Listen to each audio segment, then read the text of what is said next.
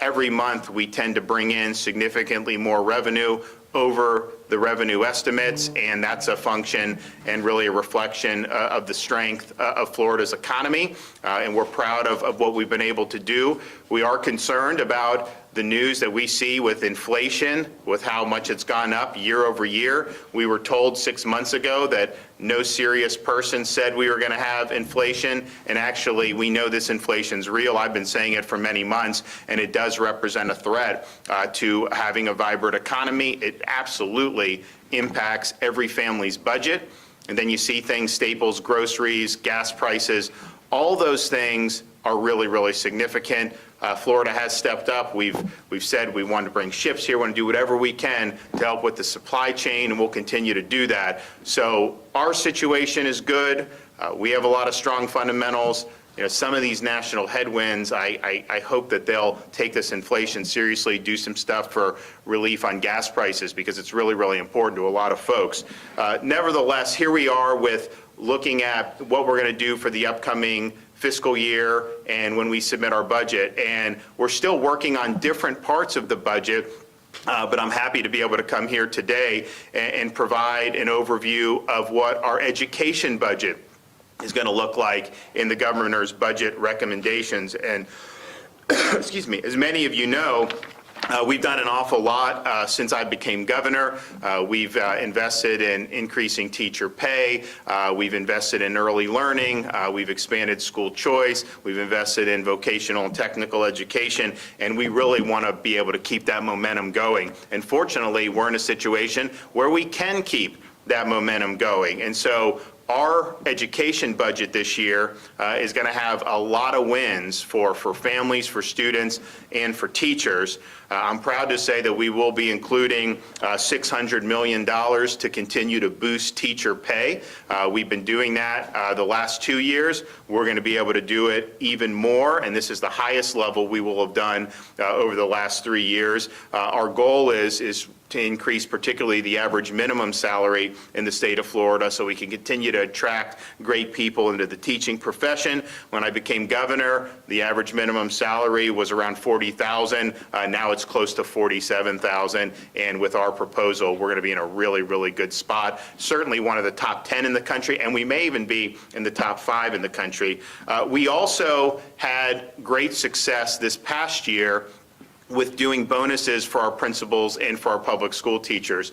The school year 2021 was unique because it was COVID, and we were the only large state to have schools open in person for the entire school year. And I think we had a lot of principals, a lot of teachers that worked very hard and did well. So we were able to do $1,000 bonuses for 177,000 total principals and teachers across the state of Florida. And I'm happy to say that we are going to be including those bonus payments in this budget for next year, because we're still having to work very hard. I'm glad that we're in a much better spot on a lot of the stuff. Of course, here at Jacksonville Classic, they've been in-person, normal school from the beginning, but we've now gotten pretty much the whole state in a really good spot, and we want to continue to do that. So those $1,000 bonuses, I think, are very meaningful, and I think it's something that we want to continue to do. Our budget will have a record of per pupil funding. We will have $8,000 in per pupil funding. That's the highest amount that we've ever had in the history of the state of Florida. We will be increasing the base student allocation by $124. That is the largest increase in nearly a decade in the state of Florida.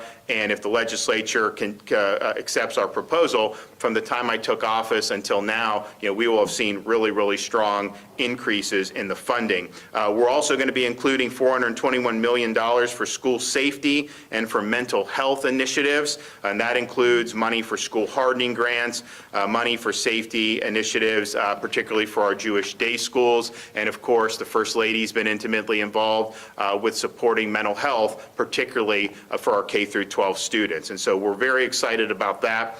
We also are going to have in the budget $15.5 million to use to replace the FSA with our new progress monitoring system, and that'll be recurring funding because the progress monitoring tools are more interactive, they're more nimble, they provide more feedback in ways that are helpful for parents and teachers and for students. But we said that one of our major legislative proposals this coming year would be to eliminate the FSA and replace it with progress monitoring.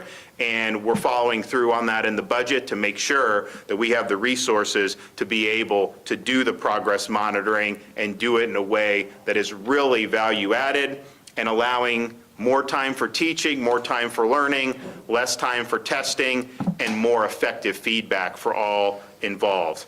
Also, we're continuing our commitment to civics and civic engagement. We're going to be investing another $500,000 into the Florida Civics and Debate Initiative to expand access to the program into every school district in the 2022-2023 school year. And this is in addition to the $106 million investment in civics education that I announced earlier this summer, which will provide teacher bonuses for any teacher earning the Florida Civics Seal of Excellence. And I think there's going to be a lot of teachers that are going to want to do that, and we think it's going to be a very powerful program.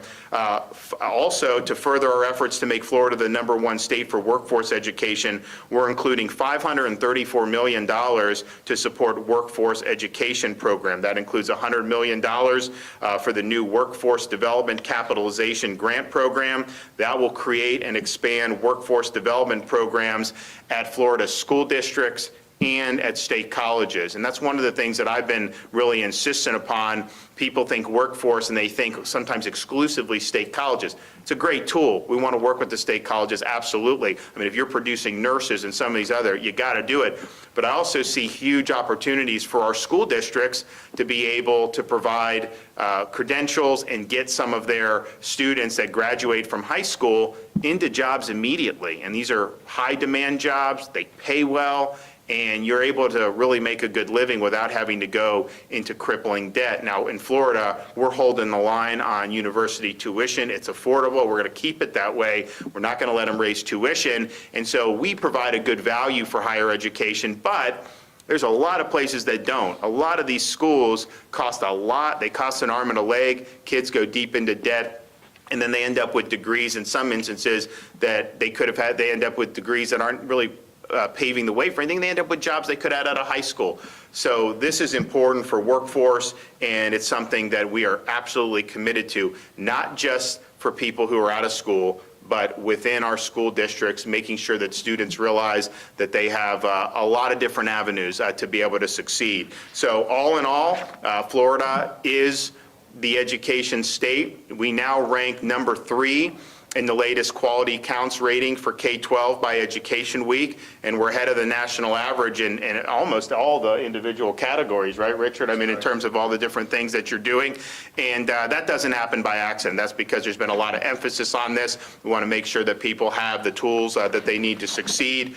We place emphasis where we think it really matters on things like early learning and early literacy. We're going to be having from our last session, we're going to have these books that are going to be sent out at the beginning of the school year. They're going to be utilizing those here at the Classical Academy. So we're really, really proud to place a significant emphasis on education. I think that to continuing to boost teacher pay, do these bonuses, make sure that we have workforce education, civics, all these things, replacing the FSA with progress monitoring. You know, it's a really, really robust agenda, and we're happy that we're able to do that. We're happy that we're going to have $8,000 per pupil. We're happy that we're going to be increasing the BSA, and we're happy that we're going to be able to continue to give Florida students the ability to succeed. So that's a great announcement. We have some other folks that are going to come up and talk about some other stuff regarding education, so I want to bring them up. So we'll start with the chairman of the board here at Jacksonville Classical Academy, John Rood. Thank you, Governor. On behalf of the students of the school, the teachers, the parents, the administrators, I want to thank you for coming to Jacksonville Classical for this very, very important announcement today. The teachers, I have to admit, are extremely pleased with what has happened so far under your leadership. We're primarily first-year teachers, and our teachers have received over $6,000 per year in an unexpected raise, and it's something that is well deserved and very much appreciated. And I think all of us in this school love to hear the depth of support you are going to be providing and funding for the public education system. And we all know how important education is and how important it is to have, for the schools to have the tools to help the children get ahead. So for what you're doing, what you've announced, I want to thank you very much. Appreciate it. Okay, David, come on up. I'd like to second that and thank the governor for coming today and for everything. Jacksonville Classical Academy is a school of more than 100 faculty and staff members, more than 800 students, and we draw our students from every neighborhood, every background in Jacksonville. And parents choose our school because we provide a tuition-free public education that aims to train the minds and improve the hearts of young people through a classical education in the liberal arts and sciences with instruction in the principles of moral character and civic virtue. So when I hear the governor talking about focusing on early childhood literacy and on civics education, I'm very excited about that. And I'm very excited about the support that we've received so far, but the emphasis on getting all students reading on grade level by the time that they're in third grade and getting the students who didn't get there caught up, the emphasis on developing civic knowledge and knowledge for citizenship, that's the kind of education that the teachers here are providing every single day for all of our students. So we're very excited to have the governor's support in that mission. Thank you. Thanks. Okay, and speaking of literacy, we have Jennifer Mills, who's a teacher here at Jacksonville Classic Academy. Good morning. As a public educator, I'm very excited to hear that we're increasing funding for education. It's so important that every child has access to a high-quality education regardless of their zip code or their personal circumstance.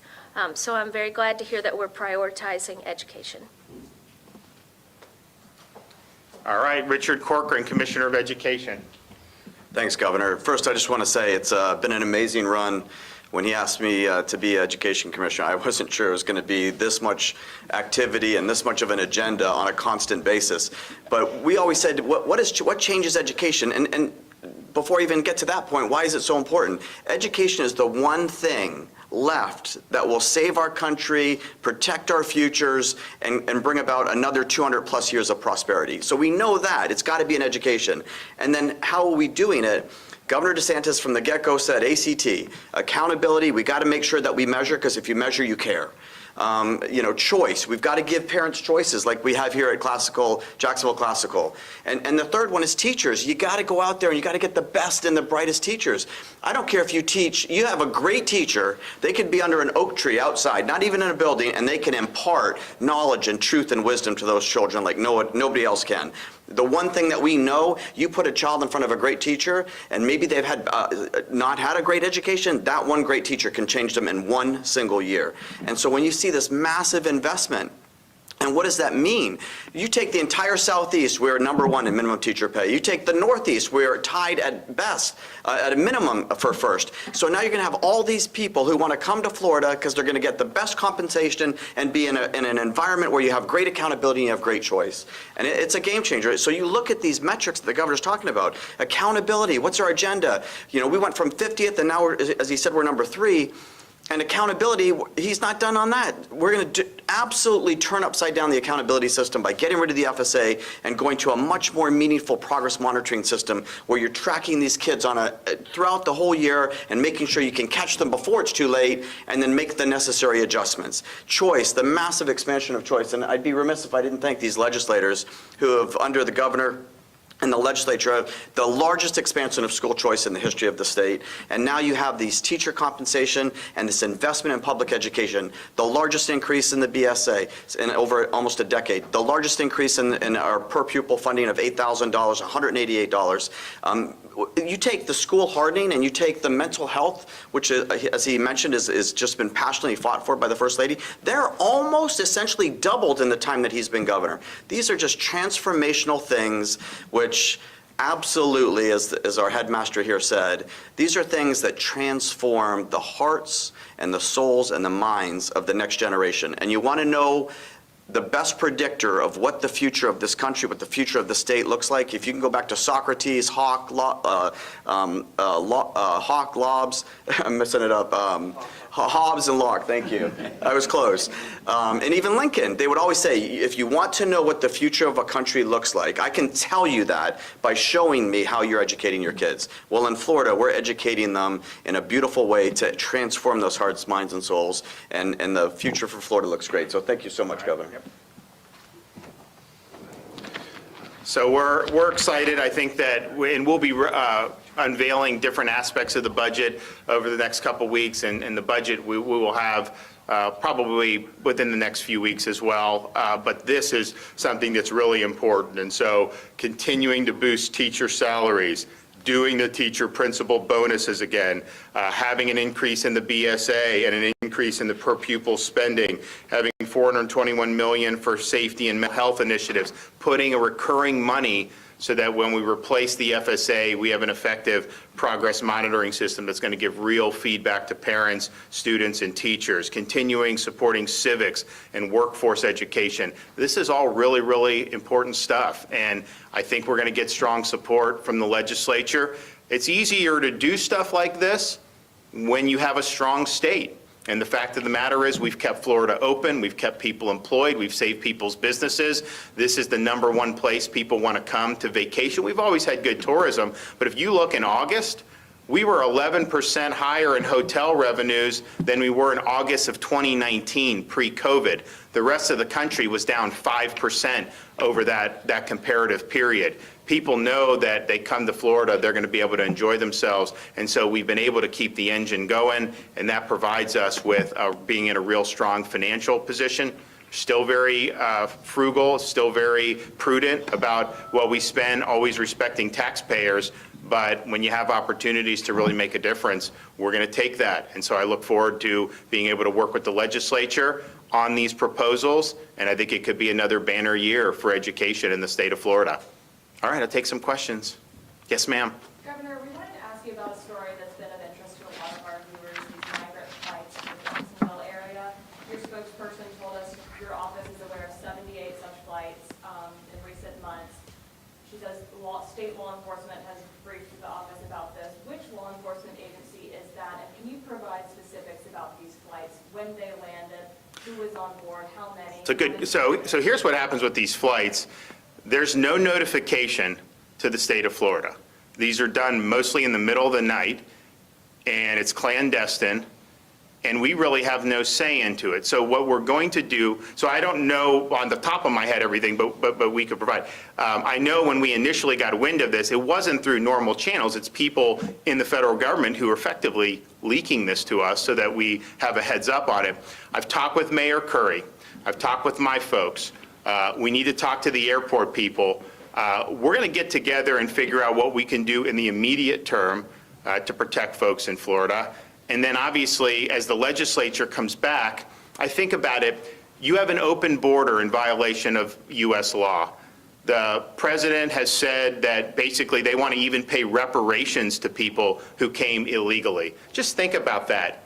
You as an American, you get higher gas prices, you get higher grocery bills, you get told basically to just grin and bear it. Someone breaks the law, comes illegally, and they're going to cut them a check for hundreds of thousands of dollars. That is just unbelievable, but that's what we're dealing with. So they're not enforcing the law. I had people there to help Texas, Governor Abbott. We had some of our state law enforcement there in June and July, and they did a great job. But what would happen is people would come illegally, our folks would apprehend, you turn them over to the feds, and then the feds put them on a bus and send them around, or put them on flights and send them all over the country. How is that something that's effective? So we have to look at that and say, we are suing the Biden administration over that. We have a pending lawsuit. I think we can be successful on it, but that's not going to happen overnight. Then we have to look at, okay, if these contractors are being contracted by the federal government and they're imposing problems on us. We had somebody that was murdered by somebody that was brought in by Biden. We should be able to have consequences for those contractors. And your ability to do business in Florida, I think, should absolutely be curtailed based on whether or not you're bringing problems or not bringing problems. And the fact of the matter is, This border should be secured. We know what to do because it was working prior to Biden taking office. So they should do that. But we are going to work with the folks here in Jacksonville. And the problem is, the federal government has basically the runway when it comes to air traffic in this country. So I don't control the airspace. City of Jacksonville doesn't control the airspace. The feds control the airspace.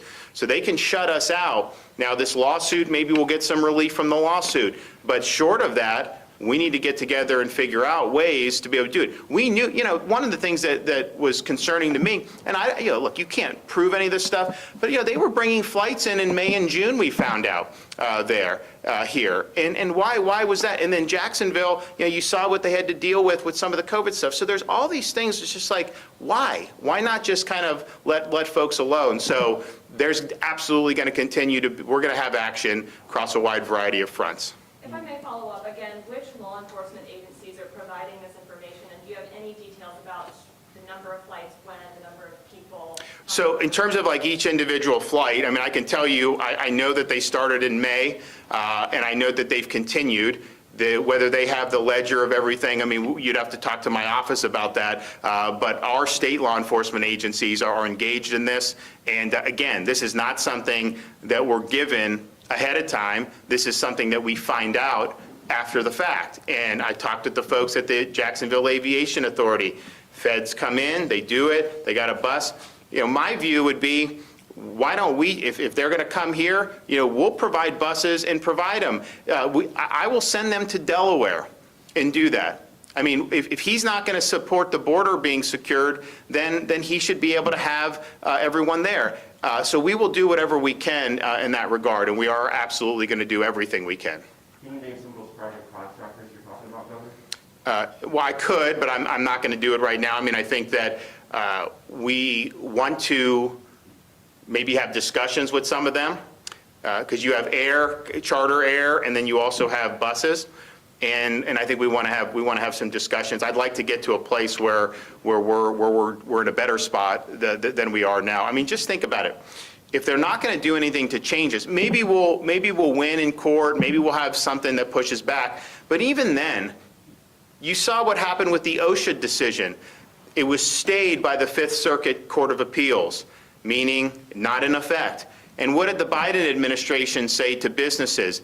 Ignore the court and follow our rule anyways. And so I think that they basically said, to hell with these court decisions. They're going to do whatever they feel like doing. And so that's something that's problematic, because we can even win in court and they may disregard that. So we're going to do all we can. But there are definitely, I think, from a contractor perspective, we've really got to have a big conversation with some of those and then see what we can do in terms of this. Unfortunately, over the years, and we've looked at different things to do, unfortunately, over the years, federal courts have basically said illegal immigration is something for the federal government. They have the jurisdiction. So when states want to go in and protect themselves, they have not looked kindly on some of those things. And I'm not sure that's the right decision, but clearly, if it's the federal government's responsibility, but then the federal government defaults on that responsibility, then the states still have their hands tied. I don't think both can be true. If it's a federal responsibility, then they have a responsibility to discharge the duties and enforce the law. If they're not doing that, then clearly, I think a state should be able to come in and provide protections. And so that's what we're going to be looking to do. Governor, two-part question real quick. When it comes to these undocumented immigrants, you say that they're coming in at 2 and 3 in the morning, late at night. Are we talking about by the dozen, by the hundreds, and are these asylum seekers? What are they? Well, I think in the flight that is in question for the individual that posed as a minor, came in, was really in the 20s. I think that flight was one with people that were at least posing as being under 18. So what you do is you have people that are coming to the border, a lot of kind of like 16, 17-year-old males coming. They're treated differently than somebody that was over the age of 18. And so that particular flight was supposed to be, I think, what they call, UACs.